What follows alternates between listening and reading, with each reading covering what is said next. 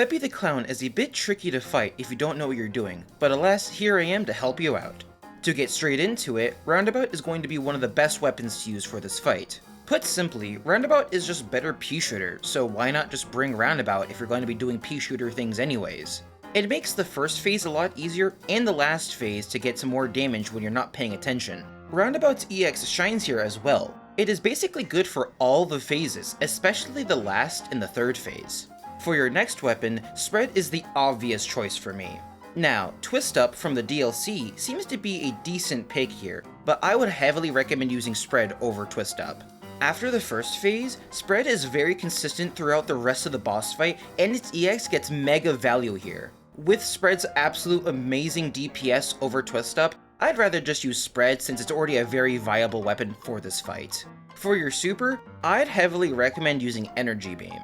While the other supers have their use, Energy Beam makes it a lot easier to just get really easy damage out of the way, and is also very useful for the last phase when the penguins come out.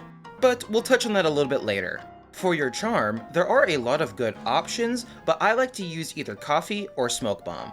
Coffee is great for just spamming a ton of EX moves and just dealing as much damage as possible, while Smoke Bomb makes you very versatile and allows you to dodge many things you couldn't before, or not as easily. Smoke Bomb makes literally every phase much easier for the fact that you can just dodge everything that comes at you.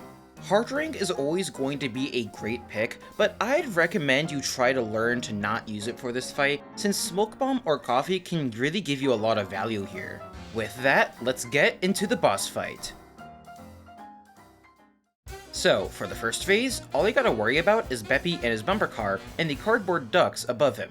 Beppi will mainly start inching his bumper car slowly towards you or away from you, at sort of random intervals. So sometimes he likes to get real close, and sometimes he's just pretty far away. Because of this, I'd recommend just using Roundabout and staying pretty far back. If you stay farther back, it completely eliminates one of the factors that could deal damage to you. From then on, all you would have to worry about is the ducks, like I said, and him charging over towards you, which he can do. When this happens, simply just jump and dash over him. And this is where one of the main problems comes to play. If you try to get over him while the ducks are above him, and you don't shoot them down, you will take a hit. So, to counteract this, of course, just shoot them down. It's really not that difficult, and you can always preemptively shoot them down by just simply jumping with Roundabout. Just to note, I'd recommend parrying one of the ducks if you can, but no worries if you can't. The parries are not exactly scarce, but some of them are not the easiest to get. No stress though if you can't parry any of the ducks during the first phase. If you do have Smoke Bomb, you can easily just dash through him and completely avoid this charge attack altogether. Other than that, the cardboard ducks can sometimes be holding light bulbs, which will drop on you. But yet again, this is very simple to counteract by just simply either baiting it or shooting them down. Even if you're on the far right side of the screen, you can typically react to it pretty well. Since you're using Roundabout and typically turned around, you don't really need to pay attention to where you're shooting, and rather just focus on dodging everything you can, including the ducks of course. That's why dodging this light bulb attack is pretty easy in my opinion. Well, you pretty much rinse and repeat doing this for 3 of his charge attacks, and by then he should be on to his next phase. Right when the second phase starts is when you're gonna have to start worrying about the roller coaster. A roller coaster will occasionally go across the screen, in which you'll have to dodge it by jumping into the empty areas of the cart. This will be a thing for the rest of the boss fight, so you better get used to it. This is why I recommend Smoke Bomb. It makes this a lot easier to dodge and go through the attacks rather than having to go around them. A cool quirk about this roller coaster is that the head of it has a pink parryable nose, which does count for the S-rank requirement. And since this is a reoccurring attack, it makes the S-rank requirement a lot easier to get. Although I don't typically like to rely on it and still try to get as many parries as possible regardless. But you really should try to parry the nose of the roller coaster as much as you can. So, for the actual second phase, Beppi will blow himself up into a balloon and start sending balloon animals towards you, with some being parryable of course. This phase counts as him being in the background, so Spread EX is very good here. I typically spam jump and spam EX as well with Spread, and this goes by pretty fast. Since we now know that the roller coaster's nose does count towards the parry requirement, I wouldn't stress too much about not getting the parries on the balloon animals. If you can't easily get the parries on the balloon animals, it's really not worth the risk and you'll be fine just trying to get the nose as much as possible.